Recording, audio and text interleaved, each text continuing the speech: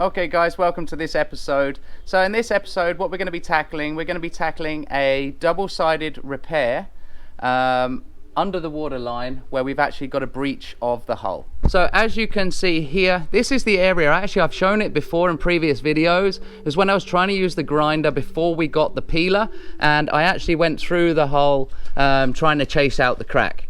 On the other side, which I showed couple of episodes ago I believe, I did a single-sided repair. Don't worry guys, these are not air bubbles, this is like small bits of filler that were underneath the adhesive filler. So this was the single-sided repair I did, but this one is going to have to be a double-sided repair. I mean, we could have gone with a single-sided repair, but seeing as it's under the waterline, it's an extremely difficult place to get to on the boat. But what we're going to do is going to put the extra effort in, we're going to fix it properly. So in this episode we're going to show how to do it from this side, and then there'll be a part 2 video, not immediately, it's not going to be next week, it's going to be when we have to rip out basically the bedroom so I can get to the other side of it. So there will be a part 2 to this in the coming weeks, but let's crack on with this side at the moment so we can get it closed and sealed up.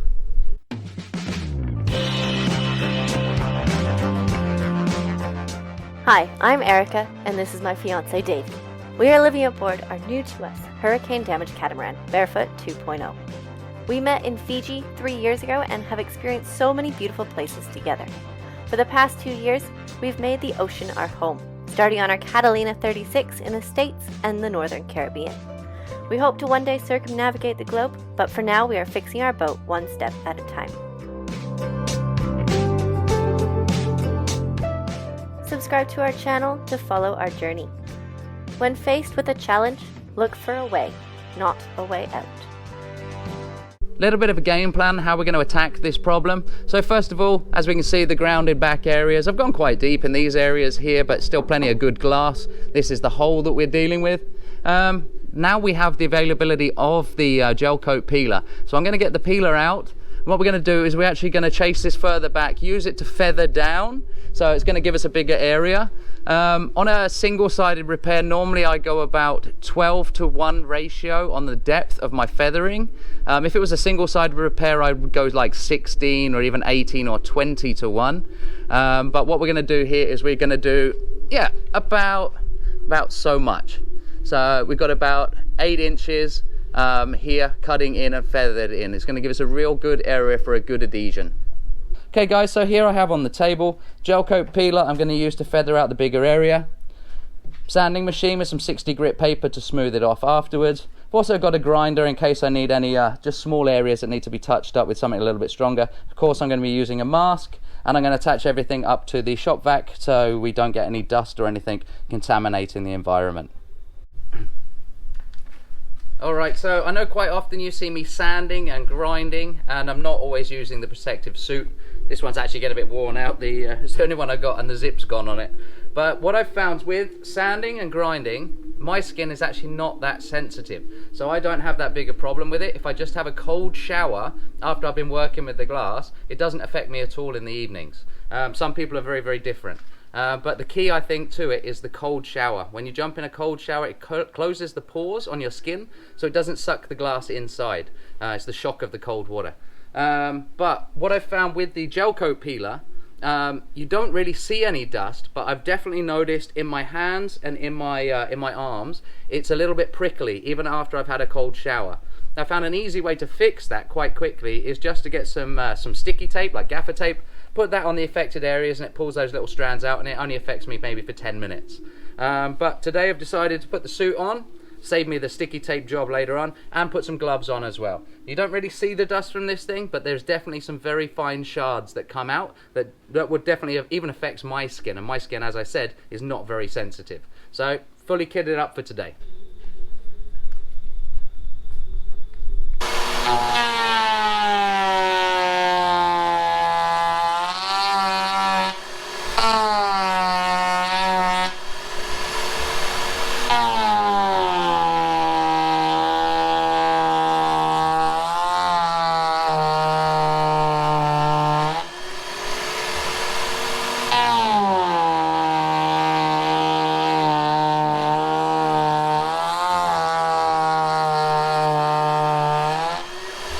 I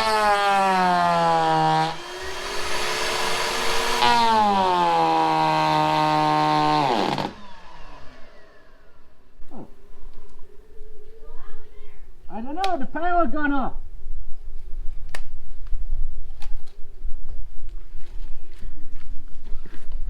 Okay, we seem to have lost power, so the tools aren't going to work very well. I'm going to go and investigate what happened to our power. Okay, so I got my handy dandy little voltmeter out here. Had a little look at my setup. I've chased it back.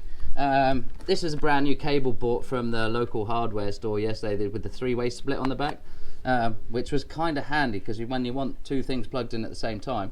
That seems to have stopped functioning after just a few seconds of first time use.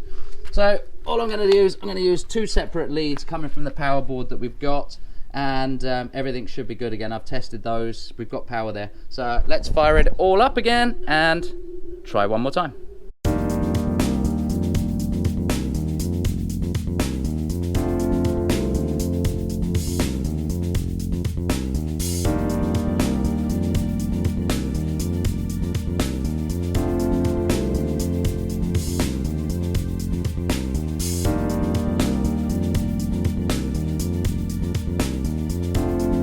Alright guys, so super happy how that's turned out. Took the whole of about 10 minutes work. That was including the peeling, a little bit of use of the grinder and a little sand over.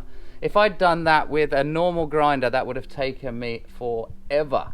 So super happy with that. Little update on how it's going with the peeler as well. So since I've got this, all the jobs that you've seen me do, I still haven't actually had to rotate the blades yet. I have noticed that maybe it's leaving slightly a bigger bevel on the edge than it did when I first used it, but that could also be the fact that I'm using it to do the feathered edge. That is also, it's not as accurate when you just go from left to right even stripes, but it's working perfectly for what I want, and I don't want to start using up blades if I don't need to. It's done the job great, just with a little touch up of the grinder and a sander afterwards. And as I say, 10 minutes to get this prepared like this. So fantastic. So we'll clean this up, and then what we'll do is I'm going to take a bit of a break. It is a bit tiring using these different tools, especially working pretty much overhead environment. So I'm going to have a quick break, and then we'll come back and start looking at how we're going to glass this up. Morning guys, Merry Christmas. It is Christmas morning. Erica's a slave driver, she's got me working again. Anyway, just wanted to show you what I was playing with this morning. This is the area that we've been cleaned up. This is the double-sided repair that we've been looking at.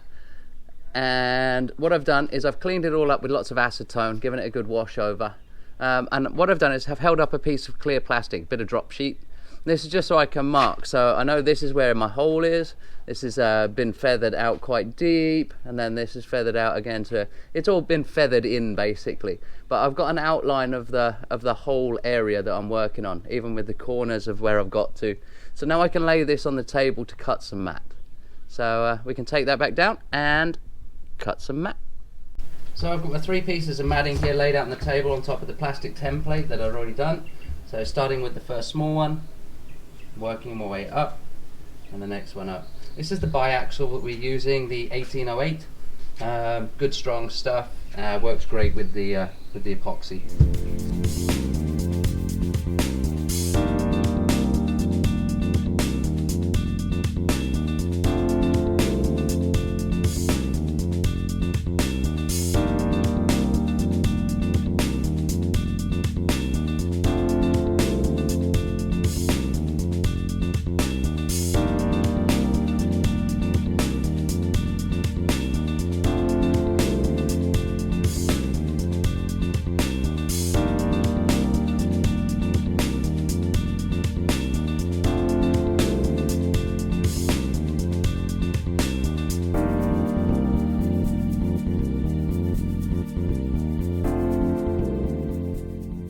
Alright guys, so you notice this time I've actually gone back to using plastic again on the top. Same reason as before, keep the humidity out. But on this here, where it was just lamination of fiberglass, I didn't have the same problem with the, well, the poor man's peel pliers, the wax paper I had.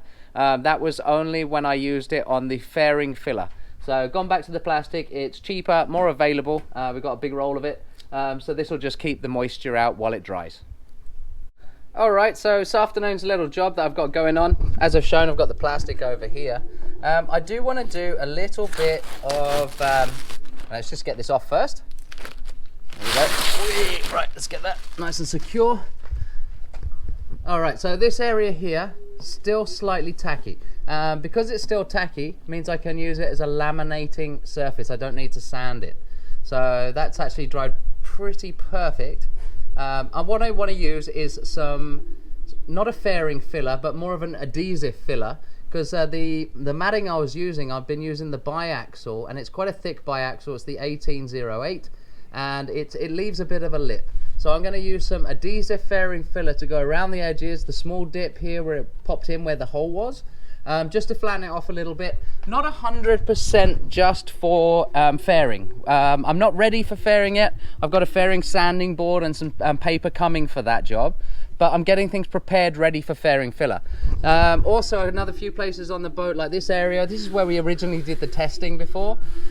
This is now completely cured, so I'm not going to get a chemical bond. It is going to be a mechanical bond, but it's only just a little bit, but it's a little bit more than I would like to use with fairing filler. So I'm going to go across this with some adhesive filler.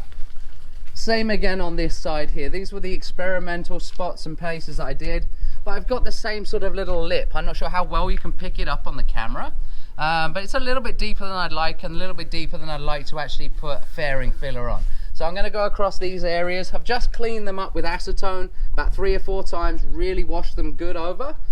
So what have I got? 1, 2, 3, 4, 5, 6 little circles, and plus the bigger repair here, which is exactly the same as the other side. But as I said, I will get a mechanical bond on this side, whereas I will get a chemical bond with the one that I did this morning. But we were experimenting with this resin, so I wanted to check the lamination and make sure it was drying properly before I moved on to cover it over with something where I wouldn't be able to see the final result. So I'm happy with what we've got. So let's mix up some resin and go over these areas. Alright guys, so Erica's actually told me off a little bit because it didn't look like I was accurately measuring the amount of resin and hardener, catalyst. But these little cups do actually have marks on them, so I am doing my calculations in my head and mixing up. So this time I'm going to do 300 milliliters of resin, and that gives me a ratio to about 100 milliliters with catalyst.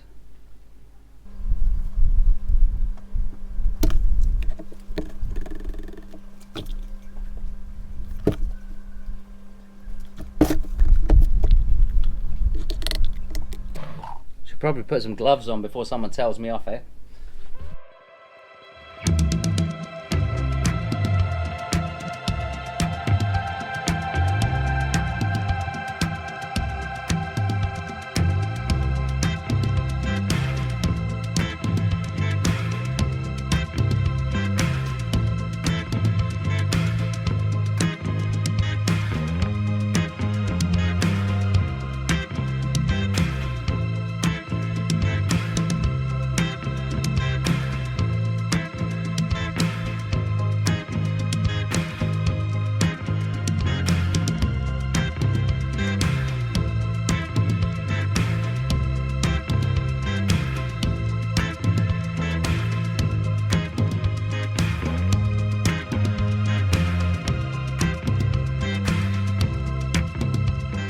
Okay, so I've gone over all these areas with that fairing filler, just as I showed you on the other side, but I didn't move the camera. Well, I had mucky fingers. What am I supposed to do, move the camera? So I've gone over all these areas and got rid of some of those harsh edges from the thicker matting that we've been using. Got a little bit thin on this side, but it's pretty good, and I'm actually quite happy that this is all now good enough. Once that this cures off, and I'm actually going to put the wax paper on this now as well. I'll show you in a moment. I'll put the wax paper on this to cure it, then I can come back, sand it tomorrow, and it'll all be good, ready for fairing. Once I've got the fairing board and the fairing sanding board, which are on the way. So that's all cool, and yeah, let's get some wax paper on it.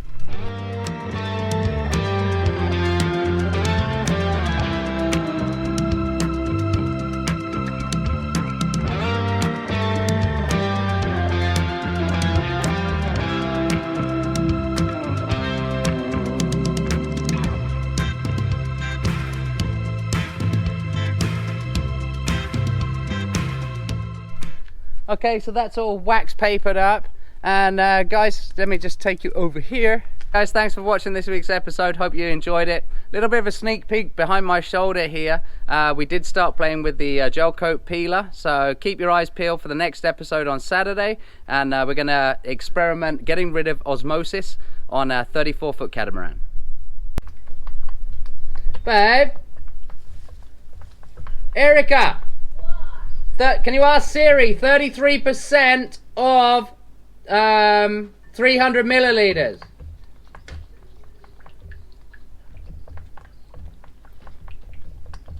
33% of 300? Yeah. Shouldn't that be 30? 60. Of 300 milliliters. 99. Fucking bang, I said 100 mil on camera. Perfect, I said 100 mil on camera.